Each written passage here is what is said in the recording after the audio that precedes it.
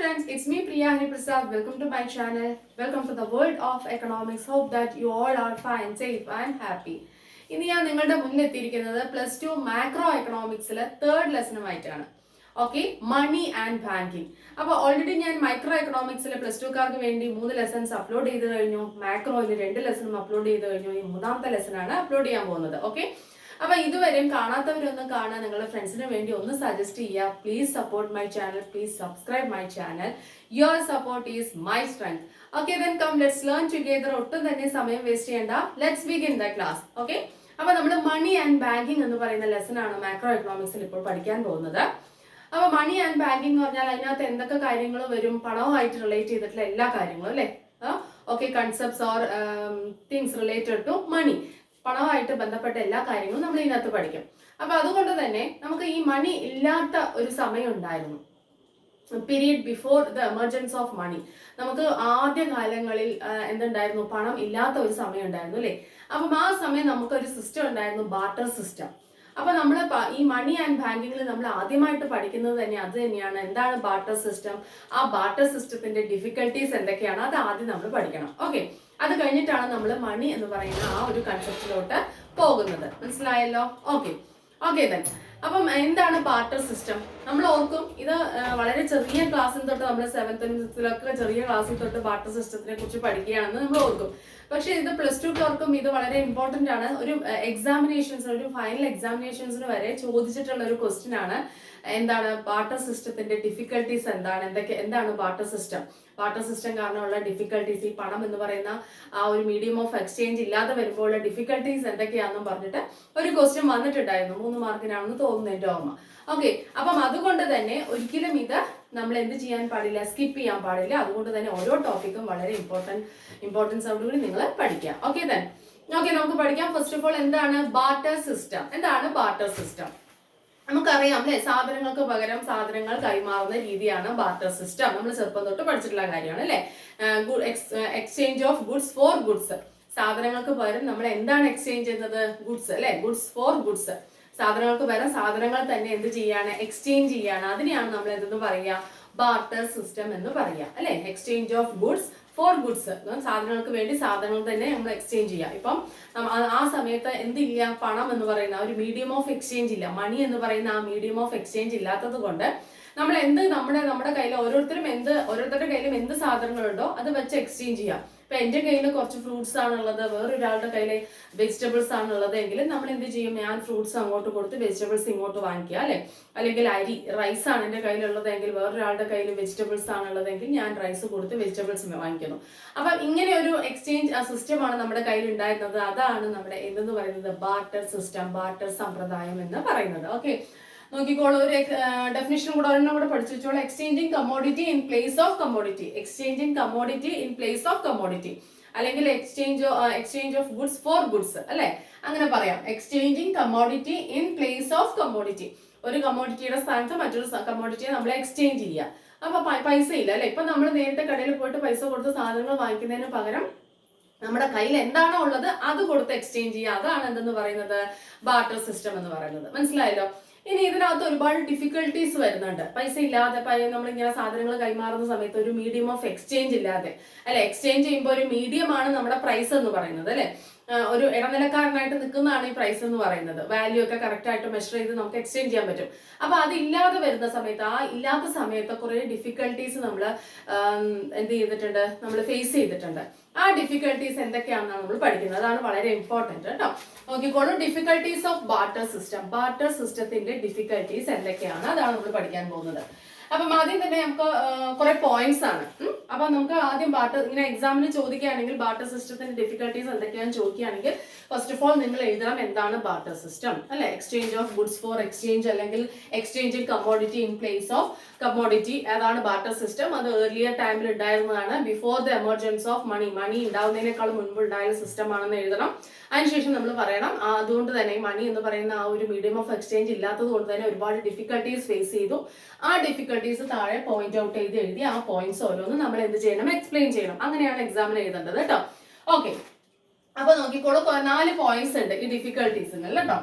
Absence of double coincidence of ബോൺസ്. First ആദ്യത്തെ difficulty എന്ന് പറയുന്നത് എന്താണ്? Absence of double coincidence of ബോൺസ്. എന്താണ് ഡബിൾ കോയിൻസിഡൻസ് എന്ന് പറഞ്ഞാൽ? അത് കോയിൻസിഡൻസ് ചെയ്തു വരണം. ഇപ്പം എൻ്റെ കയ്യിൽ ഫ്രൂട്ട്സ് ആണുള്ളത് എങ്കിൽ ആ ഞാനുമായിട്ട് എക്സ്ചേഞ്ച് ചെയ്യുന്ന ആൾക്ക് എന്ത് തന്നെ വേണം, ആവശ്യമായിരിക്കണം, ഫ്രൂട്ട്സ് തന്നെ ആവശ്യമാണ്. എന്നാലേ ആ ആൾ എൻ്റെ അടുത്ത് എന്ത് ചെയ്യാൻ വരുള്ളൂ, എക്സ്ചേഞ്ച് ചെയ്യാൻ വരുള്ളൂ. അതേപോലെ തന്നെ എനിക്കിപ്പം വെജിറ്റബിൾസ് ആണ് ആവശ്യമെങ്കിൽ ഞാൻ ഏതാളെ അന്വേഷിച്ച് നടക്കണം? വെജിറ്റബിൾസ് കയ്യിലുള്ള ആളെ അന്വേഷിച്ച് നടക്കണം. ആ ആൾക്ക് എന്തും ആവശ്യമായിരിക്കണം, ഫ്രൂട്ട്സ് ആവശ്യമായിരിക്കണം, ശരിയല്ലേ? അപ്പം ഇങ്ങനെ കോയിൻസിഡൻസ് ചെയ്ത് വരണം. രണ്ടുപേരുടെയും ആവശ്യങ്ങൾ എന്താ പറയുക, അങ്ങോട്ടും ഇങ്ങോട്ടും എന്താ പറയുക, രണ്ടുപേർക്കും സാറ്റിസ്ഫൈ ചെയ്യാൻ പറ്റണം. അങ്ങനെ ഒരു പ്രശ്നമുണ്ട്. അത് എപ്പോഴും വരുമോ നമുക്ക്? ഇല്ല. എൻ്റെ കയ്യിലുള്ള സാധനം തന്നെ ഒരാൾക്ക് വേണോ നമുക്ക് വാങ്ങിക്കാൻ വരുമോ എന്ന് നമുക്ക് പറയാനും പറ്റില്ല. അതുപോലെ ആ ആളുടെ കയ്യിലുള്ള സാധനമാണ് നമുക്ക് ആവശ്യമൊന്നും പറയാൻ പറ്റില്ല. നമുക്ക് വേറെ സാധനങ്ങളായിരിക്കും ആവശ്യം വരിക. അപ്പൊ ഇങ്ങനെ ഒരു പ്രോബ്ലം നമുക്ക് ഉണ്ട്. ഓക്കെ, എന്താണ് പറയുന്നത്? Absence of double coincidence of wands. ഈ ഡബിൾ കോയിൻസിഡൻസ് ഓഫ് വോൺസ് എന്ന് പറഞ്ഞാല് ആവശ്യങ്ങൾ തമ്മിൽ ആ ഒരു പൊരുത്തക്കേട് ഉണ്ടാവുക. മനസ്സിലായോ? അതായത് നമുക്ക് എന്താണോ ആവശ്യം, ആ ആവശ്യം ഉള്ള ഒരു ആളെ നമ്മൾ കണ്ടുപിടിക്കണം. ഇപ്പൊ എനിക്ക് വെജിറ്റബിൾസ് ആവശ്യമെങ്കിൽ ആ വെജിറ്റബിൾസ് കയ്യിലുള്ള ആളെ ഞാൻ കണ്ടുപിടിക്കണം. അതേപോലെ തന്നെ അയാൾക്ക് എന്ത് ആവശ്യമായിരിക്കണം? എൻ്റെ കയ്യിലുള്ള ഫ്രൂട്ട്സ്, എങ്കിലേ എനിക്ക് എന്ത് ചെയ്യാൻ പറ്റുള്ളൂ, എക്സ്ചേഞ്ച് ചെയ്യാൻ പറ്റുള്ളൂ. അപ്പൊ ഇത് ഭയങ്കര ഒരു ഡിഫിക്കൽട്ടാണ് അല്ലെ? ഇപ്പൊ ഇന്ന് നമുക്ക് അങ്ങനെ ഒരു ബുദ്ധിമുട്ടുണ്ടോ? ഇല്ല. നമുക്ക് എന്തൊക്കെ വേണോ കടയിൽ പോവാ, പൈസ കൊടുക്കുക, വാങ്ങിക്കാം. ഫ്രൂട്ട്സും വെജിറ്റബിൾസും എല്ലാം നമുക്ക് പലയിടത്തുനിന്നും വാങ്ങിക്കാം, ശരിയല്ലേ? അപ്പൊ അന്ന് അങ്ങനെ ആ പൈസ എന്ന് പറയുന്ന, മണി എന്ന് പറയുന്ന ആ ഒരു മീഡിയം ഓഫ് എക്സ്ചേഞ്ച് ഇല്ലാത്തത് കൊണ്ട് നമ്മൾ ആളെ അന്വേഷിച്ച് നടക്കണം. നമ്മളെ കയ്യിലുള്ള സാധനം ആർക്കാണ് ആവശ്യമെന്ന് നമ്മൾ അന്വേഷിച്ച് നടക്കണം. അവരുടെ കയ്യിലുള്ള സാധനം ആർക്കാണ് ആവശ്യമെന്ന് അവർ അന്വേഷിച്ച് നടക്കണം. അപ്പൊ രണ്ടുപേർക്കും അത് ഓക്കെയാണ്, എക്സ്ചേഞ്ച് ചെയ്യാം എന്ന് വന്നാൽ മാത്രമേ നമുക്ക് എന്ത് ചെയ്യാൻ പറ്റുള്ളൂ, എക്സ്ചേഞ്ച് ചെയ്യാൻ പറ്റുള്ളൂ. ആ ഒരു പ്രോബ്ലം നമുക്ക് ഉണ്ടായിട്ടുണ്ട്. മനസ്സിലായോ? അതാണ് എന്തെന്ന് പറയുന്നത്? Absence of double coincidence of ബോൺസ് എന്ന് പറയുന്നത്. മനസ്സിലായല്ലോ? അപ്പൊ ആവശ്യങ്ങൾ തമ്മിൽ പൊരുത്തപ്പെടാതെ വരിക. ഓക്കെ, ഇനി രണ്ടാമത്തെ കാര്യം എന്ന് പറയുന്നത് lack of common measure of value. Lack of common measure of value, അതായത് കോമൺ ആയിട്ട് വാല്യൂവിന് നമുക്ക് എന്ത് ചെയ്യാൻ പറ്റുന്നില്ല, മെഷർ ചെയ്യാനായിട്ട് പറ്റുന്നില്ല. കോമൺ ആയിട്ട്, ശരിയല്ലേ?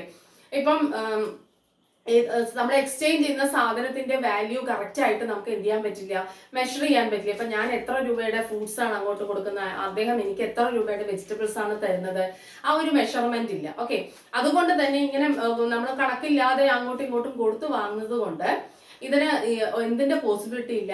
അക്കൗണ്ടിങ് നമുക്ക് മെഷർ അക്കൗണ്ടിങ് എന്ന് വെച്ചാൽ നമുക്ക് കാൽക്കുലേഷൻ ഒന്നും നമുക്ക് ചെയ്യാൻ പറ്റുന്നില്ല. കറക്റ്റ് ആയിട്ട് ഇത് കണക്കിനകത്തൊന്നും വരുത്താനൊന്നും പറ്റുന്നില്ല. ഇന്ന സാധനം ഇത്ര രൂപയ്ക്ക് ഇത്ര വിറ്റു, ഇത്ര വാല്യൂയുടെ സാധനമാണ് നമ്മൾ വിറ്റത്, അല്ലെങ്കിൽ ഇത്ര വാല്യൂയുടെ നമ്മൾ പ്രൊഡ്യൂസ് ചെയ്തു, എക്സ്ചേഞ്ച് ചെയ്തു. അങ്ങനെ എക്കോണമിയിൽ നമുക്ക് എന്താ പറയാ, അക്കൗണ്ടിങ്ങിൽ ഒരു കാര്യം നമുക്ക് രേഖപ്പെടുത്താനായിട്ട് കഴിയില്ല, ശരിയല്ലേ? അപ്പൊ അത് no account will be there, അതിന് ഒരു അക്കൗണ്ടും ഒന്നും ഉണ്ടാവില്ല, ശരിയല്ലേ? ഓക്കെ, അപ്പം എന്താ പറയുന്നത്, നമുക്ക് എന്തുകൊണ്ടാണ് അത് മെഷർ ഓഫ് വാല്യൂ ഇല്ല, കറക്റ്റ് ആയിട്ടൊരു വാല്യൂ ഇല്ല. നമ്മൾ കൊടുക്കുന്നതും വാങ്ങുന്നതും ഇങ്ങനെ വാരിക്കോരി കൊടുക്കുന്നു, വാങ്ങിക്കുന്നു, ഇത്ര രൂപയുടെ ഞാൻ കൊടുത്തു, ഇത്ര രൂപയുടെ അയാൾ തന്നു, അങ്ങനെ ഒരു വാല്യൂ ഇല്ല. അപ്പൊ നമുക്ക് തന്നെ അക്കൗണ്ടിൽ എഴുതി സൂക്ഷിക്കാനോ അങ്ങനെ ഒന്നും പറ്റില്ല. ഇപ്പോഴൊക്കെ നമ്മൾ എല്ലാ സാധനങ്ങളും പ്രൊഡ്യൂസ് ചെയ്തതിന്റെ വാല്യൂ എല്ലാം അല്ലെ വരുന്നുണ്ട്, നാഷണൽ ഇൻകത്തിൽ വരുന്നുണ്ട് അല്ലെ? അപ്പൊ ആ സമയത്ത് അങ്ങനെ ഒരു സംഭവം ഇല്ല, മണി എന്ന് പറയുന്ന ഒരു മീഡിയം ഓഫ് എക്സ്ചേഞ്ച് ഇല്ലാത്തത് കൊണ്ട്. ഓക്കെ, അപ്പം എന്താണ് lack of common measure of value, അതുകൊണ്ട് തന്നെ അക്കൗണ്ടിങ് എന്ന് പറയുന്ന ഒരു സംഭവം ഇല്ല. Okay, next one lack of proper store of value. Lack of proper store of value, നമുക്ക് ഈ നമ്മൾ പ്രൊഡ്യൂസ് ചെയ്യുന്ന സാധനങ്ങളെ നമുക്ക് സ്റ്റോർ ചെയ്ത് വെക്കാൻ പറ്റുന്നില്ല. കാരണം നമ്മൾ എക്സ്ചേഞ്ച് ചെയ്യുന്നത് മാക്സിമം എങ്ങനെയുള്ള ഗുഡ്സ് ആയിരിക്കും, പെരിഷബിൾ ഗുഡ്സ് ആയിരിക്കും. അതായത് കേടുവന്നു പോകുന്ന സാധനം അല്ലെ, മാക്സിമം ഒരാഴ്ച അങ്ങനെയുള്ള സമയത്തേക്ക് ഇരിക്കുന്ന സാധനമാണ്. അതായത് ഫ്രൂട്ട്സ്, വെജിറ്റബിൾസ്, ഈറ്റബിൾസ് ആണല്ലോ നമ്മൾ എപ്പോഴും ഇങ്ങനെ എക്സ്ചേഞ്ച് ചെയ്തുകൊണ്ടിരിക്കുക. അപ്പൊ മാക്സിമം ഡെയിലി ആവശ്യങ്ങൾക്ക് നമ്മൾ ഈ പെരിഷബിൾ ഗുഡ്സ് ആണല്ലോ പണ്ടത്തെ കാലത്ത് മാക്സിമം ഉണ്ടാവുക. അപ്പം ഇതെല്ലാം എക്സ്ചേഞ്ച് ചെയ്യുന്ന സമയത്ത് അതിന്റെ വാല്യൂ സ്റ്റോർ ചെയ്ത് വെക്കാൻ പറ്റില്ല. അപ്പം നമുക്ക് ഒരു ലിമിറ്റഡ് പീരീഡ് ഉണ്ട്, ആ പീരീഡിനുള്ളിൽ നമ്മൾ അത് എന്ത് ചെയ്യണം, അത് എക്സ്ചേഞ്ച് ചെയ്ത് തീർക്കണം. അപ്പൊ അതിന്റെ വാല്യൂ അതല്ലെങ്കിൽ നമുക്ക് ഇതിന്റെ വാല്യൂ നമുക്ക് വേണമെങ്കിൽ എന്ത് ചെയ്യാം, സ്റ്റോർ ചെയ്ത് വെക്കാൻ പറ്റും അല്ലെ? പൈസക്കാണ് നമ്മൾ കൊടുക്കുന്നതെങ്കിൽ ഇതിന്റെ വാല്യൂ ആ പൈസയുടെ രൂപത്തിൽ നമുക്ക് സ്റ്റോർ ചെയ്ത് വെക്കാം. അപ്പൊ ഒരു സാധനം പ്രൊഡ്യൂസ് ചെയ്താൽ, ഇപ്പൊ നമുക്ക് പച്ചക്കറിയാണെന്ന്, ഫ്രൂട്ട്സ് ആണ് എന്റെ കയ്യിലുള്ളത്, അല്ലെങ്കിൽ വെജിറ്റബിൾസ് ആണെന്നെങ്കിൽ അത് വിറ്റ ആ പ്രൈസ് എനിക്ക് കുറെ വർഷത്തേക്ക് സൂക്ഷിച്ചു വെക്കാം. പക്ഷെ ഇത് അങ്ങനെയല്ല, അങ്ങനെ ഒരു സംഭവം ഇല്ല. എന്ത് ചെയ്യാം, അപ്പൊ തന്നെ എനിക്ക് അത് എക്സ്ചേഞ്ച് ചെയ്ത് ഇതാവണം. അപ്പൊ അത് സ്റ്റോർ ചെയ്യാൻ വെക്കാൻ പറ്റുന്നില്ല. നമ്മൾ പ്രൊഡ്യൂസ് ചെയ്യുന്ന സാധനത്തിന്റെ വാല്യൂ നമുക്ക് വി കനോട്ട് സ്റ്റോർ. ഓക്കെ, എന്തുകൊണ്ടാണ്? Lack of medium of exchange. Money എന്ന് പറയുന്ന ഒരു മീഡിയം ഓഫ് എക്സ്ചേഞ്ച് ഇല്ലാത്തത് കൊണ്ട് നമുക്ക് വാല്യൂസ് സ്റ്റോർ ചെയ്ത് വെക്കാനായിട്ട് പറ്റുന്നില്ല. ശരിയല്ല, അത് പെട്ടെന്ന് നശിച്ചു പോകുന്ന സാധനങ്ങളായതുകൊണ്ട്. ഇപ്പോഴാണെങ്കിലോ ഇപ്പൊ നമ്മൾ ഫ്രൂട്ട്സും വെജിറ്റബിൾസും നമ്മൾ കൃഷി ചെയ്ത് കഴിഞ്ഞാൽ നമ്മൾ എന്ത് ചെയ്യും, അത് വിൽക്കും, ആ വാല്യൂ, ആ പൈസ നമ്മുടെ കയ്യിൽ ഉണ്ടാവും. അത് വെച്ച് നമുക്ക് പല കാര്യങ്ങളും ചെയ്യുകയും ചെയ്യാം, നമുക്ക് അത് സ്റ്റോർ ചെയ്ത് വെക്കുകയും ചെയ്യാം. ശരിയല്ലേ? ഓക്കെ, അപ്പൊ പണ്ട് അങ്ങനെ ഒരു സൗകര്യം ഉണ്ടായിട്ടില്ല. അപ്പൊ അതൊരു പ്രശ്നമാണ്. Then fourth one, lack of divisibility. Lack of divisibility, ഇത് നമ്മൾ എല്ലാ ടെക്സ്റ്റിലും ഒരു എക്സാമ്പിൾ എഴുതിയിട്ടുണ്ടാവും. സാധനങ്ങൾ നമുക്ക് ഇങ്ങനെ ഡിവൈഡ് ചെയ്യാൻ പറ്റുന്നില്ല. അപ്പൊ എന്റെ കയ്യിൽ ഒരു ജാക്ക് ഫ്രൂട്ട് ആണുള്ളത്, ചക്കയാണുള്ളത്. അതാണ് കേട്ടോ എല്ലാ കോമൺ ആയിട്ട് ഒരു ടെക്സ്റ്റിൽ കാണുന്ന ഒരു എക്സാമ്പിൾ ആണ്. ഇനി ഒരാളുടെ കയ്യിൽ ഒരു പശു, കാളയാണുള്ളത് എന്ന് വിചാരിക്കുക, കാളയോ പശുവോ ആണുള്ളത്. അപ്പം നമ്മൾ ഈ ജാക്ക് ഫ്രൂട്ട് കൊടുത്ത് കാളെ വാങ്ങിക്കാൻ ആയിട്ട് അങ്ങനെ ചെയ്യേണ്ടി വരും ചില സമയത്ത്. അപ്പം അയാളുടെ കയ്യിൽ കാളയാണുള്ളത്, നിന്റെ കയ്യിൽ ചക്കയാണുള്ളത്, ഇത് നമ്മൾ എങ്ങനെ എക്സ്ചേഞ്ച് ചെയ്യും? വാല്യൂ ഒന്നാണോ? ഒരു ജാക്ക് ഫ്രൂട്ടിന്റെയും ഒരു ഓക്സിന്റെയും വാല്യൂ ഒന്നാണോ? സെയിം ആയിട്ട് വരുന്നുണ്ടോ? ഇല്ല. അപ്പൊ ഇങ്ങനെ സിറ്റുവേഷനിൽ എന്ത് ചെയ്യേണ്ടി വരുന്നുണ്ട്? നമ്മൾ പല സാധനങ്ങളും ഒട്ടും മാച്ചിങ് അല്ലാത്ത വാല്യൂയിൽ നമുക്ക് എന്ത് ചെയ്യേണ്ടി വരും? എക്സ്ചേഞ്ച് ചെയ്യാൻ പറ്റും. ഓക്കെ, അപ്പൊ നമുക്ക് ശരി വരും ഈ ജാക്ക് ഫ്രൂട്ട് കാളയുടെ കാര്യം പറയുമ്പോൾ. പക്ഷെ ഇത് മെയിൻ ഇങ്ങനെ ടെക്സ്റ്റിലൊക്കെ ഈ മണിയുടെ ലെസൺസ് സ്റ്റാർട്ട് ചെയ്യുമ്പോൾ വലിയ ക്ലാസ്സിലെ ടെക്സ്റ്റിൽ, ഡിഗ്രി ലെവൽ ടെക്സ്റ്റിലടക്കം കൊടുത്തിരിക്കുന്ന എക്സാമ്പിൾ ആണ് കേട്ടോ ഇത്. മനസ്സിലായോ? അപ്പൊ നമുക്ക് ഇങ്ങനെ വാല്യൂ ഇല്ലാത്തതുകൊണ്ടാണ് നമ്മൾ മണി എക്സ്ചേഞ്ച്, ഒരു മീഡിയം ഓഫ് എക്സ്ചേഞ്ച് ഇല്ലാത്തത് കൊണ്ട് നമുക്ക് ഇങ്ങനെ കൈമാറേണ്ടി വരുന്നത് കൊണ്ട് ചിലപ്പോൾ ചെറിയ സാധനങ്ങൾ കൊടുത്ത് വലിയ സാധനങ്ങൾ വാങ്ങിക്കുകയും അല്ലെങ്കിൽ വലിയ സാധനങ്ങൾ കൊടുത്ത് ചെറിയ സാധനങ്ങൾ അങ്ങനെ എക്സ്ചേഞ്ച് ചെയ്യേണ്ട ഒരു പ്രശ്നം വരുന്നു, ലാക്ക് ഓഫ് ഡിവിസിബിലിറ്റി ഇല്ലാത്തത് കൊണ്ട്. അപ്പൊ നമുക്ക് കാളയെ ഡിവൈഡ് ചെയ്ത് കൊടുക്കാൻ പറ്റില്ലല്ലോ, അല്ലെ? മനസ്സിലാവുണ്ട്. അപ്പൊ അങ്ങനെ ഒരുപാട്, ഇതിപ്പോ ഞാനൊരു എക്സാമ്പിൾ പറഞ്ഞാൽ ഇതുപോലെ ഒരുപാട് കാര്യങ്ങളിൽ ബുദ്ധിമുട്ട് റേസ് ചെയ്തിട്ടുണ്ട്. മനസ്സിലായോ? ഏർലിയർ ടൈമിൽ. മനസ്സിലായല്ലോ? ഓക്കെ, അതാണ് ലാക്ക് ഓഫ് ഡിവിസിബിലിറ്റി എന്ന് പറയുന്നത്. ഓക്കെ, അപ്പം എന്താണ് ഞാൻ പറഞ്ഞത്? ബാർട്ടർ സിസ്റ്റത്തിന്റെ ഡിഫിക്കൽട്ടീസ് എന്തൊക്കെയാണ്? നമ്മൾ കമ്മോഡിറ്റീസ് അങ്ങോട്ടും ഇങ്ങോട്ടും കമ്മോഡിറ്റീസ് തന്നെ എക്സ്ചേഞ്ച് ചെയ്യുന്ന സമയത്ത്, മീഡിയം ഓഫ് എക്സ്ചേഞ്ച് ആയിട്ട് മണി ഇല്ലാത്ത സമയത്ത് നമുക്ക് കുറെ ഡിഫിക്കൽട്ടീസ് ഉണ്ടായിട്ടുണ്ട്. ഒന്ന്, absence of double coincidence of wants, അല്ലെ? ആവശ്യങ്ങൾ തമ്മിൽ എന്താ പറയുക, ഒരു മാച്ചിങ് ഇല്ലാത്തത്, അല്ലെ? നമ്മുടെ കയ്യിലുള്ളത് എന്താണോ അത് മറ്റുള്ള ആൾക്ക് ആവശ്യമുണ്ടാവണം. അങ്ങനെ അതുപോലെ ആ മറ്റുള്ള ആളുടെ കയ്യിൽ എന്താണോ അത് നമുക്ക് ആവശ്യമുള്ളതായിരിക്കണം, എങ്കിലേ നമുക്ക് ഈ എക്സ്ചേഞ്ച് പ്രോപ്പറായിട്ട് നടക്കാൻ പറ്റുള്ളൂ. ആ ഒരു പ്രോബ്ലം. അതേപോലെ തന്നെ second one, lack of common measure of value. Value measure ചെയ്യാനായിട്ട് മണി എന്ന് പറയുന്ന സംഭവം ഇല്ലാത്തത് കൊണ്ട് തന്നെ ഒരു സാധനത്തിന്റെ മൂല്യം നമുക്ക് കറക്റ്റ് അറിയില്ല. നമ്മൾ എങ്ങനെ എക്സ്ചേഞ്ച് ചെയ്യുന്നു, ഇത്ര ഫ്രൂട്ട്സിന് ഇത്ര വെജിറ്റബിൾസ്, അല്ലെങ്കിൽ ഇത്ര റൈസിന് ഇത്ര വെജിറ്റബിൾസ്, അങ്ങനെയൊന്നും അറിയില്ല. വെറുതെ ഒരു അളവില്ലാതെ കൊടുക്കുകയാണ്, അല്ലെ? അതുകൊണ്ട് തന്നെ നമുക്ക് അക്കൗണ്ടിങ്ങിലൊന്നും എഴുതി സൂക്ഷിക്കാനോ അതിന്റെ വാല്യൂ ഒന്നും നമുക്ക് എക്കോണമിയിൽ കൊണ്ടുവരാനായിട്ട് നമുക്ക് പറ്റില്ല. Okay, next one, lack of proper store of value. ഈ പെരിഷബിൾ ഗുഡ്സ് ആണ് നമ്മൾ, പെരിഷബിൾ പറഞ്ഞാൽ എളുപ്പം നശിച്ചു പോകുന്ന ഗുഡ്സ്, അല്ലേ? അപ്പം ഡ്യൂറബിൾ അല്ലാത്ത ഗുഡ്സ്, അതാണ് പെരിഷബിൾ എന്ന് പറയുന്നത്. അപ്പൊ അങ്ങനെയുള്ള സാധനങ്ങൾ, ഫ്രൂട്ട്സ്, വെജിറ്റബിൾസ്, റൈസ്, ഇങ്ങനെ തുടങ്ങിയ കാര്യങ്ങൾ നമുക്ക് ഒരു പരിധി വരെ സൂക്ഷിച്ചു വെക്കാൻ പറ്റില്ല, അല്ലെ? അപ്പം ഇതിന്റെ വാല്യൂ ഒന്നും നമുക്ക് സൂക്ഷിക്കാൻ പറ്റുന്നില്ല. ഇന്ന് നമ്മൾ പ്രൊഡ്യൂസ് ചെയ്തു, 2 ദിവസത്തിനുള്ളിൽ അത് എക്സ്ചേഞ്ച് ചെയ്തു കഴിഞ്ഞു. പക്ഷെ മണി ഒരു എക്സ്ചേഞ്ച്, മീഡിയം ഓഫ് എക്സ്ചേഞ്ച് ഉണ്ടെങ്കിൽ നമുക്ക് അതിന്റെ വാല്യൂ എന്ത് ചെയ്യാൻ പറ്റും? V can store the value of that products, അല്ലെ? ആ പ്രോഡക്ട്സിന്റെ വാല്യൂ നമുക്ക് സ്റ്റോർ ചെയ്യാൻ പറ്റും. അപ്പൊ വാല്യൂ സ്റ്റോർ ചെയ്യാൻ പറ്റാത്ത ഒരു പ്രോബ്ലം. പിന്നെ ഡിവിസിബിലിറ്റി, അല്ലെ? സാധനങ്ങൾ ഡിവൈഡ് ചെയ്യാൻ പറ്റാത്ത ഒരു അവസ്ഥ. ചിലപ്പോൾ ചെറുത് കൊടുത്തിട്ട് നമുക്ക് വലുത് വാങ്ങേണ്ടി വരും. അങ്ങനെയുള്ള ഒരു പ്രോബ്ലംസും കൂടെ, ആ മാച്ചിങ്, ഒരു മിസ്മാച്ച് ഉണ്ടാവുക സാധനങ്ങൾ എക്സ്ചേഞ്ച് ചെയ്യുന്ന സമയത്ത്. ശരിയല്ലേ? ഓക്കെ, ഈക്വൽ ആയിട്ട് കറക്റ്റ് വാല്യൂ നമുക്ക് എക്സ്ചേഞ്ച് ചെയ്യാനായിട്ട് പറ്റില്ല. അപ്പം ഇത്രയും 4 പ്രോബ്ലംസ് ആണ് എന്തിനുള്ളത്? ഈ മീഡിയം ഓഫ് എക്സ്ചേഞ്ച് ഇല്ലാതിരുന്ന സമയത്ത് നമ്മൾ ഫേസ് ചെയ്തത്. ഓക്കെ, അപ്പൊ അത് പഠിക്കുക. ഞാൻ പറയുന്ന പോയിന്റ്സ് നോട്ട് ചെയ്തൊന്ന് വെക്കുക. മനസ്സിലായോ? ഓക്കെ, ഇനി നമുക്ക് മണി എന്ന് പറയുന്ന ആ കൺസെപ്റ്റിലോട്ട് കിടക്കാം. അപ്പം ഇത്രയും ബുദ്ധിമുട്ടുകളെല്ലാം എറേസ് ചെയ്തത് കൊണ്ടാണ് നമുക്ക് എന്ത് വേണമെന്ന് മനസ്സിലായത് ഏർലിയർ ടൈമില്. ഒരു മീഡിയം ഓഫ് എക്സ്ചേഞ്ച് വേണം, അതായത് കൈമാറ്റത്തിൽ ഒരു ഇടനിലക്കാരൻ വേണം. അപ്പൊ അതിന് പകരമാണ് പതുക്കെ ഓരോ ചെറിയ നാണയത്തൊട്ട്, മറ്റേ ലോഹത്തിന്റെ, ആദ്യം കളിമണ്ണ് കൊണ്ടൊക്കെയാണ്, അല്ലെ? ഇത് ചെറിയ നാണയത്തൊട്ട് പോലെ ഇതൊക്കെ കൊടുത്ത് കൈമാറി ഇപ്പോഴത്തെ പുതിയ ഫോമിലുള്ള മണി എമേർജ് ചെയ്ത് വന്നത്. മനസ്സിലായി? അപ്പൊ അതിനിടയ്ക്ക് ഇത് കൊടുത്താൽ അത് കിട്ടും, ഇത്രയും ചക്രം അങ്ങനെയൊക്കെ പറഞ്ഞിട്ട് ഇത്ര ചക്രം കൊടുത്താൽ അത്ര കിട്ടും, അങ്ങനെയൊക്കെ വന്നു. പിന്നെ അണയായി, അങ്ങനെ മണി എമേർജ് ചെയ്തു. ഓക്കെ, അപ്പൊ ഇനി എന്താണ് മണി എന്ന് പഠിക്കാം. Okay, money is what money does. Famous ആയിട്ടുള്ള ഒരു മണിക്കുള്ള ഒരു ഡെഫിനേഷൻ ആണ് എന്തെന്ന് പറയുന്നത്, money is what money does. പണം എന്താണോ ചെയ്യുന്നത് അതാണ് പണം. പണം എന്താണോ ചെയ്യുന്നത് അതാണ് പണം. പണം എന്താണ് ചെയ്യുന്നത്? ഒരു മീഡിയം ഓഫ് എക്സ്ചേഞ്ച് ആയിട്ട് നിൽക്കുന്നു, അപ്പൊ അതാണ് പണം. അല്ലെങ്കിൽ ഒരു സാധനത്തിന്റെ വാല്യൂ മെഷർ ചെയ്യുന്നു, അപ്പൊ ഒരു സാധനത്തിന്റെ വാല്യൂ ആണ് പണം, അല്ലെ? അല്ലെങ്കിൽ പ്രൈസ് എന്ന് പറഞ്ഞാൽ പണമാണ്. അതായത് value of a commodity expressed in terms of money, that is price, അല്ലെ? ഒരു സാധനത്തിന്റെ വില നമ്മളെ എങ്ങനെയാണ് എക്സ്പ്രസ് ചെയ്യുന്നത്? പണത്തിന്റെ രൂപത്തിൽ, അതാണ് പ്രൈസ്. അപ്പൊ ഇതെല്ലാം പണത്തിനെ പറയാം. അപ്പൊ പണം ചെയ്യുന്നത് എന്താണോ അതാണ് പണം. Money is what money does. എന്താണോ മണി ചെയ്യുന്നത്, പണം ചെയ്യുന്നത് എന്താണോ അതാണ് പണം. ഈ ഫേമസ് ഡെഫിനിഷൻ ആരുടെയാണ്? പ്രൊഫസർ വാക്കറുടെ ഡെഫിനിഷൻ ആണ് കേട്ടോ.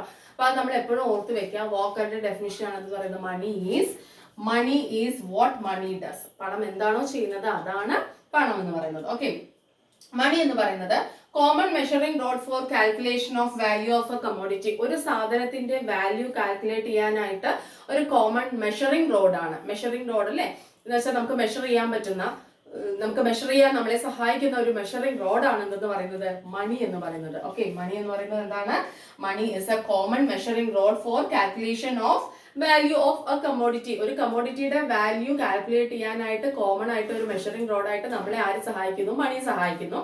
മണി എന്താണെന്ന് ചോദിച്ചാൽ നമുക്ക് പറയാം എന്താണ്? Money is what money does. പണം ചെയ്യുന്നത് എന്താണോ അതാണ് പണം. പ്രൊഫസർ വാക്കറുടെ ഡെഫിനിഷൻ ആണത്. Please note that. അതേപോലെ തന്നെ നമുക്ക് പറയാം, ഇനി പ്രൈസ് എന്താണെന്ന് ചോദിച്ചാൽ പ്രൈസ് എങ്ങനെ നമുക്ക് പറയാം? Value of a commodity expressed in terms of money. ഒരു സാധനത്തിന്റെ മൂല്യം എന്തിന്റെ രൂപത്തിൽ എക്സ്പ്രസ് ചെയ്യുന്നു? പണത്തിന്റെ രൂപത്തിൽ എക്സ്പ്രസ് ചെയ്യുന്നു അല്ലെ? അതാണ് എന്തെന്ന് പറയുന്നത്? പ്രൈസ് എന്ന് പറയുന്നത്. മനസ്സിലായോ? അപ്പൊ മണി ഒരു മെഷറിംഗ് റോഡാണ്. മനസ്സിലായോ?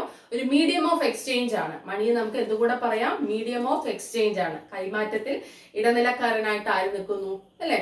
മണി നിൽക്കുന്നു. ഇപ്പൊ നമ്മൾ കടയിൽ പോകുന്ന ഒരു സാധനം വാങ്ങിക്കുമ്പോൾ ഞാൻ എന്ത് കൊടുക്കുന്നു? പൈസ കൊടുക്കുന്നു. അപ്പൊ ഞാനും എന്താ പറയാ സെല്ലറും തമ്മിലുള്ള ആ കൈമാറ്റത്തിനകത്ത് ഒരു ഇടനിലക്കാരൻ ആരാണ്? ഒരു മീഡിയേറ്റർ ആയിട്ട് ഇവിടെ ആര് നിൽക്കുന്നു? മണി നിൽക്കുന്നു. മനസ്സിലായോ? അപ്പൊ മണി നമുക്ക് മീഡിയം ഓഫ് എക്സ്ചേഞ്ച് എന്ന് പറയാം. Money is what money does. Okay, പിന്നെ എന്താണ് പറയുന്നത്? Measuring, common measuring rod for calculating value of a commodity. ഒരു കമ്മോഡിറ്റിന്റെ വാല്യൂ കാൽക്കുലേറ്റ് ചെയ്യാൻ കോമൺ മെഷറിംഗ് റോഡായിട്ട് ആരിയ്ക്കുന്നു? മണി ഇരിക്കുന്നു. ഓക്കെ, പിന്നെ പ്രൊഫസർ വാക്കറുടെ ഡെഫിനിഷൻ ഓർമ്മ വയ്ക്കുക. മനസ്സിലായല്ലോ? അപ്പൊ മണിക്ക് നല്ലൊരു ഇൻട്രൊഡക്ഷൻ കിട്ടിയെന്ന് ഞാൻ വിശ്വസിക്കുന്നു. ഇനി നമുക്ക് ഫങ്ഷൻസ് ഓഫ് മണി പഠിക്കാം. ഫങ്ഷൻസ് ഓഫ് മണി ടോട്ടലി നമുക്ക് 5 ഫങ്ഷൻസ് പഠിക്കാനുണ്ട് കേട്ടോ. ഫങ്ഷൻസ് ഓഫ് മണിയിൽ 5 പഠിക്കാനുണ്ട്. അതിൽ ആദ്യത്തെ 2 എന്താണെന്ന് അറിയോ? പ്രൈമറി ഫങ്ഷൻസ് ആണ്. ആദ്യത്തെ 2 എന്താണ്? First and second. അതായത് എന്താണ്? പ്രൈമറി ഫങ്ഷൻസ് ആണ് കേട്ടോ. ഓക്കെ, അപ്പൊ എന്താണ് പ്രൈമറി ഫങ്ഷൻസ് എന്ന് നോക്കാം. പിന്നെ ബാക്കിയുള്ള 3 സെക്കൻഡറി ഫങ്ഷൻസ് ആണ്. അങ്ങനെ 5 ഫങ്ഷൻസ് നമ്മൾ പഠിക്കണം. ഫങ്ഷൻസ് ഓഫ് മണി ഇമ്പോർട്ടന്റ് ആണ് കേട്ടോ. Okay, then money medium of exchange. Money എന്ന് പറയുന്ന ആദ്യത്തെ ഫംഗ്ഷൻ, ആദ്യം പെർഫോം ചെയ്യുന്ന ഫംഗ്ഷൻ എന്താണ്? Medium of exchange. നമുക്കറിയാം അല്ലെ? കൈമാറ്റത്തിൽ ഇടനിലക്കാരനായിട്ട് നിൽക്കുന്നു. when we are trying to buy a commodity, okay, there will be a mediator. ആരായിരിക്കും അത്? മണിയാണ്. ഒരു മീഡിയേറ്റർ ആയിട്ട് നിൽക്കും between the buyer and the seller. ആർക്കിടയിലൊക്കെ? ബയർക്കും സെല്ലർക്കും ഇടയിൽ ഒരു മീഡിയേറ്റർ ആയിട്ട് ആര് നിൽക്കുന്നു? മണി നിൽക്കുന്നു. അപ്പൊ മീഡിയം ഓഫ് എക്സ്ചേഞ്ച് ആണ്. അപ്പൊ നമുക്ക് ഒരു പ്രശ്നവും ഇല്ലാതെ, ഒരു പ്രോബ്ലം ഇല്ലാതെ നമുക്ക് എന്ത് ചെയ്യാൻ പറ്റും? സാധനങ്ങൾ എക്സ്ചേഞ്ച് ചെയ്യാനും കൊടുക്കുകയും വാങ്ങിക്കുകയും എല്ലാം ചെയ്യാൻ കഴിയും. ഇപ്പൊ ഞാനൊരു സാധനം വിൽക്കുകയാണെങ്കിലും ഈ മീഡിയം ഓഫ് മണി ഉള്ളത് കൊണ്ട് നമുക്കറിയാം എന്റെ സാധനത്തിന് ഇത്രയും, എന്റെ കയ്യിലുള്ള ഈ സാധനത്തിന് ഇത്രയും പ്രൈസ് ഉണ്ട്. അപ്പൊ ആ സാധനത്തിന് ഞാൻ ഇത്രയും പ്രൈസിന് വിറ്റാൽ മതി അല്ലെ? ഒരു ഐഡിയ ഉണ്ട്. മീഡിയം ഓഫ് എക്സ്ചേഞ്ച് ഉള്ളതുകൊണ്ട് ഐഡിയ ഉണ്ട്.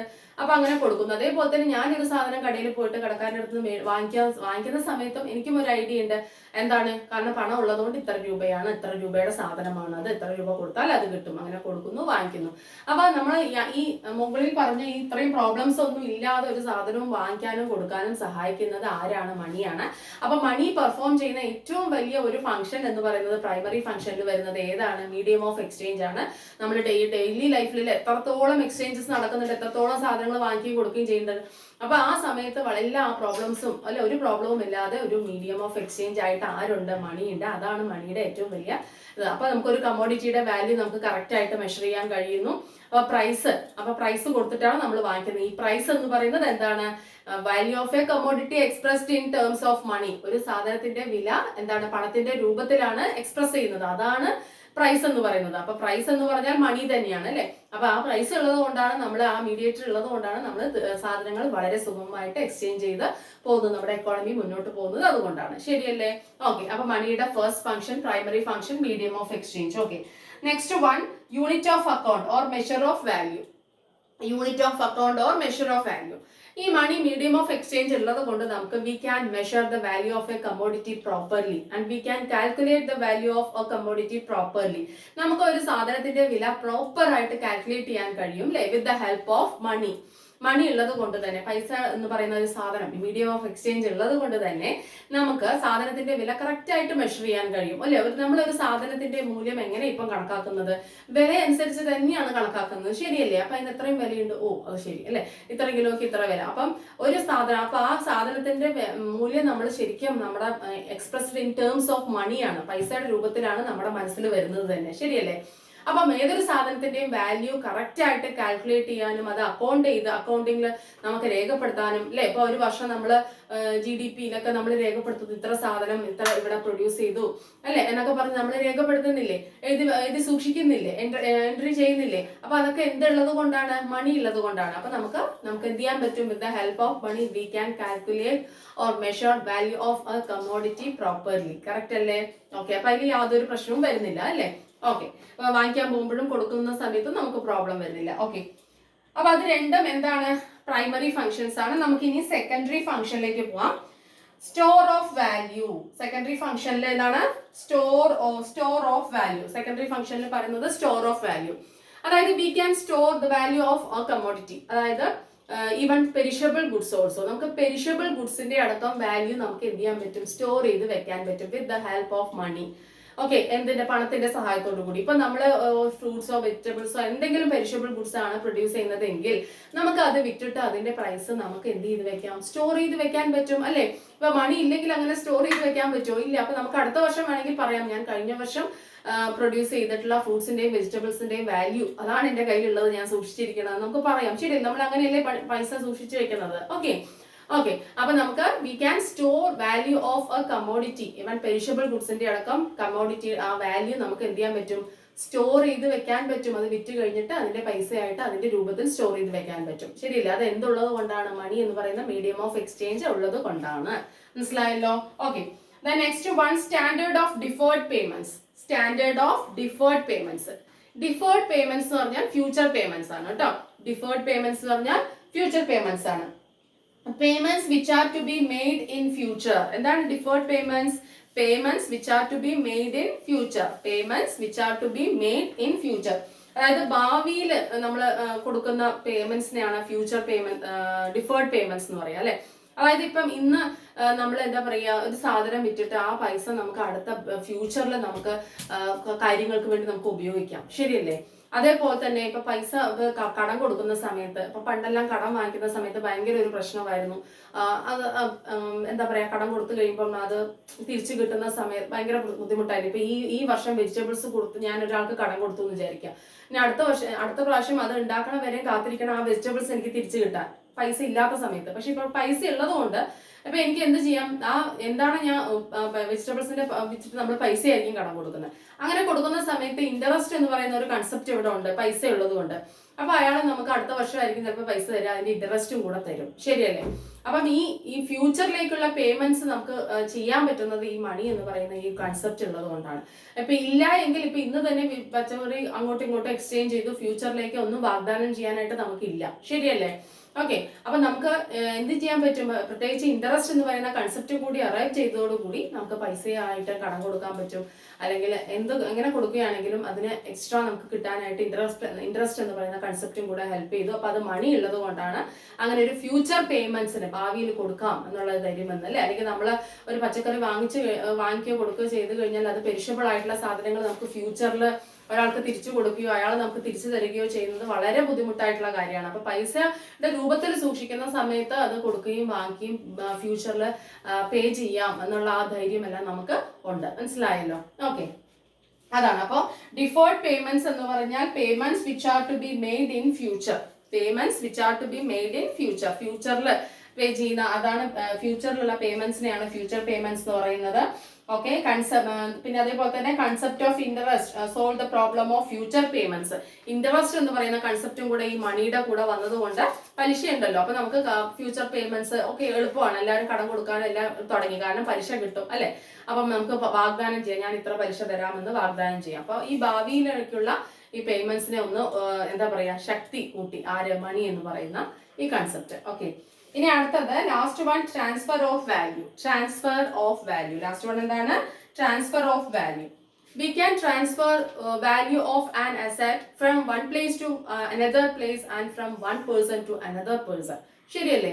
നമുക്ക് ഒരു അസറ്റ്, ഏതെങ്കിലും ഒരു അസറ്റിന്റെ വാല്യൂ നമുക്ക് ട്രാൻസ്ഫർ ചെയ്യാൻ പറ്റും. ചിലപ്പോൾ നമുക്കിപ്പം ഒരു ലാൻഡ് ആണുള്ളതെങ്കിൽ ആ ലാൻഡിനെ നമുക്ക് പോകുന്നിടത്തൊന്നും കൊണ്ടുപോകാൻ പറ്റില്ല, പക്ഷെ അതിന്റെ വാല്യൂ നമുക്ക് ട്രാൻസ്ഫർ ചെയ്യാൻ പറ്റും. ശരിയല്ലേ? നമുക്ക് we can transfer the value of the ലാൻഡിന്റെ value from one place to another. ഒരു സ്ഥലത്ത് നിന്ന് ഇനിയൊരു സ്ഥലത്തേക്ക് ആ വാല്യൂ ട്രാൻസ്ഫർ ചെയ്യാൻ പറ്റും. ആ സ്ഥലത്തിനെ നമുക്ക് ട്രാൻസ്ഫർ ചെയ്യാൻ പറ്റില്ല, അല്ലെ? അതേപോലെ തന്നെ from one person to another person, ഒരാളിൽ നിന്നും വേറൊരാൾക്ക് അതിന്റെ വാല്യൂ നമുക്ക് എന്ത് ചെയ്യാൻ പറ്റും? ട്രാൻസ്ഫർ ചെയ്യാൻ പറ്റും. ഓക്കെ, അപ്പൊ അത് എന്തുകൊണ്ടാണ്? ഇതിന്റെ എക്സിസ്റ്റൻസ് ഉള്ളതുകൊണ്ടാണ് മണി എന്ന് പറയുന്ന ആ ഒരു മീഡിയം ഓഫ് എക്സ്ചേഞ്ച് ഉള്ളതുകൊണ്ടാണ്. ശരിയല്ലേ? അപ്പൊ നമുക്ക് ലാൻഡ് വിറ്റിട്ട് അതിന്റെ പൈസ നമുക്ക് വേറൊരു സ്ഥലത്തേക്ക് കൊണ്ടുപോകാം. ശരിയാണോ? അത് from one place to another place. അതല്ലെങ്കിൽ ഇനി എന്ത് ചെയ്യാം? ഒരാളിൽ നിന്നും വേറൊരാൾക്കും അത് കൈമാറാനായിട്ട് നമുക്ക് പറ്റും. അപ്പൊ ഏതൊരു അസറ്റിന്റെയും അപ്പൊ ഏതൊരു അസറ്റിന്റെയും വാല്യൂ എന്ന് പറയുന്നത് we can transfer from one place to another place and from one person to another person. Okay, ഒരാളിൽ നിന്നും മറ്റൊരാൾക്കും ഒരു സ്ഥലത്ത് നിന്നും വേറൊരു സ്ഥലത്തിലേക്കും വാല്യൂ നമുക്ക് ട്രാൻസ്ഫർ ചെയ്യാൻ പറ്റും. എന്തിന്റെ സഹായത്തോടു കൂടി? മണി എന്ന് പറയുന്ന മീഡിയം ഓഫ് എക്സ്ചേഞ്ചിന്റെ സഹായത്തോടു കൂടി. ശരിയല്ലേ? അതർവൈസ് നമുക്ക് അത് ട്രാൻസ്ഫർ ചെയ്യാനായിട്ട് പറ്റില്ല. ഓക്കെ, അപ്പൊ മണിക്ക് എത്ര ഫംഗ്ഷൻസ് ഉണ്ട്? 5 ഫംഗ്ഷൻസ് ഉണ്ട്. There are 5 functions okay of money. എന്തൊക്കെയാണ്? അതിൽ പ്രൈമറി ഉണ്ട്, സെക്കൻഡറി ഉണ്ട്. പ്രൈമറി ഫംഗ്ഷൻസ് 2 മീഡിയം ഓഫ് എക്സ്ചേഞ്ചും യൂണിറ്റ് ഓഫ് അക്കൗണ്ടും. മീഡിയം ഓഫ് എക്സ്ചേഞ്ച് നമുക്കറിയാം, കൈമാറ്റത്തിൽ ഇടക്കാരനായി നിൽക്കുന്നു. അതേപോലെ തന്നെ അക്കൗണ്ട് എന്ന് പറയുന്നത്, യൂണിറ്റ് ഓഫ് അക്കൗണ്ട് എന്ന് പറഞ്ഞാൽ നമുക്ക് അക്കൗണ്ടിൽ എഴുതി സൂക്ഷിക്കാനായിട്ട് ഒരു യൂണിറ്റ് അല്ലെ ഉണ്ടാക്കാനായിട്ട് സഹായിക്കുന്നു. കറക്റ്റ് ആയിട്ട് വാല്യൂ മെഷർ ചെയ്യാനായിട്ട് സഹായിക്കുന്നു. ഇൻ ടേംസ് ഓഫ് മണി അല്ലെ, പ്രൈസസ് നമ്മൾ എങ്ങനെയാണ് കണക്കൂട്ടുന്നത്? ഇൻ ടേംസ് ഓഫ് മണി, പൈസയുടെ രൂപത്തിലാണ് ഒരു സാധനത്തിന്റെ വില കണക്കൂട്ടുന്നത്. ശരിയല്ലേ? അപ്പൊ എത്ര സാധനം വിറ്റു, ഇത്ര പ്രൈസിന് വിറ്റു, അപ്പൊ നമുക്ക് മനസ്സിലാവും അതിന്റെ വാല്യൂ. ഓക്കെ, അതേപോലെ തന്നെ store of value. We can store the value of കമ്മോഡിറ്റിയുടെ വാല്യൂ സ്റ്റോർ ചെയ്യാൻ പറ്റും. ഈവൻ പെരിഷബിൾ ഗുഡ്സ് ആണെങ്കിലും അതിന്റെ വാല്യൂ നമുക്ക് കുറെ വർഷത്തോളം സ്റ്റോർ ചെയ്ത് വെക്കാനായിട്ട് കഴിയും. ശരിയല്ലേ? ആ കമ്മോഡിറ്റീസ് നമുക്ക് അങ്ങനെ സ്റ്റോർ ചെയ്ത് വെക്കാൻ കഴിയില്ല. അതേപോലെ തന്നെ standard of deferred payments, future payments ആണ്. ഫ്യൂച്ചർ, ഭാവിയിലേക്ക് നമുക്ക് കൊടുക്കാം, എടുക്കാം, അല്ലെങ്കിൽ അങ്ങോട്ട് തിരിച്ചു വാങ്ങുകയും കൊടുക്കുകയും ചെയ്യാനായിട്ട് ഒരു എന്താ പറയാ, ആ ഒരു കൈമാറ്റത്തിന് ശക്തി കൂട്ടുന്നത് ആരാണ്? മണി തന്നെയാണ്. ഇവ എന്തും കൂടെ വന്നതോടുകൂടി ഇൻട്രസ്റ്റ്, പലിശയും കൂടി വന്നപ്പോൾ ഈ കൊടുക്കുന്നതിനും ഫ്യൂച്ചറിൽ കൊടുക്കുകയും വാങ്ങുകയും ചെയ്യുന്ന കാര്യങ്ങൾക്കൊക്കെ വളരെ നല്ല സുഗമമായ ആ കാര്യങ്ങളൊക്കെ. മനസ്സിലായോ? ഇനി അതേപോലെ തന്നെ transfer of value. We can transfer the value of commodity or asset. ഒരു അസറ്റിന്റെ വാല്യൂ അല്ലെ, ഒരു സമ്പത്ത്, അതിന്റെ വാല്യൂ നമുക്ക് from one person to another person, from one place to another person place നമുക്ക് എന്ത് ചെയ്യാൻ പറ്റുന്നുണ്ട്? മാറ്റാനായിട്ട് പറ്റുന്നുണ്ട്.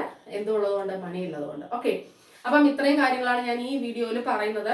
കാരണം അല്ലെങ്കിൽ കൺഫ്യൂഷൻ ആവും. ഇനി അടുത്ത ടോപ്പിക് നമ്മൾ പഠിക്കുന്നത് ഡിമാൻഡ് ഫോർ മണിയാണ്. അത് വളരെ ഇമ്പോർട്ടന്റ് ആയിട്ടുള്ള ഒരു കാര്യം. അതുപോലെ തന്നെ അത് സെപ്പറേറ്റ് ആയിട്ട് തന്നെ നമ്മൾ പഠിക്കണം.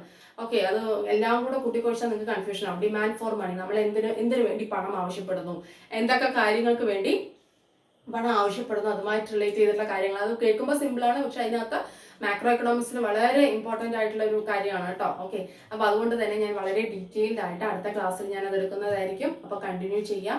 പാർട്ട് 1, പാർട്ട് 2 ഓരോന്നും സെർച്ച് ചെയ്ത് കാണുക. ബൈ പ്രിയ ഹരിപ്രസാദ് എന്ന് പറഞ്ഞിട്ട് സെർച്ച് ചെയ്ത് കാണാൻ ശ്രമിക്കുക. ഓക്കെ, ദെൻ അപ്പോൾ എന്തെങ്കിലും സജഷൻസ് ഉണ്ടെങ്കിൽ അറിയിക്കുക. നിങ്ങൾക്ക് വളരെ മനസ്സിലാവുന്ന രീതിയിലാണ് ഞാൻ പറയുന്നതെന്ന് ഞാൻ വിശ്വസിക്കുന്നു. Okay, then thank you, thanks a lot, take care.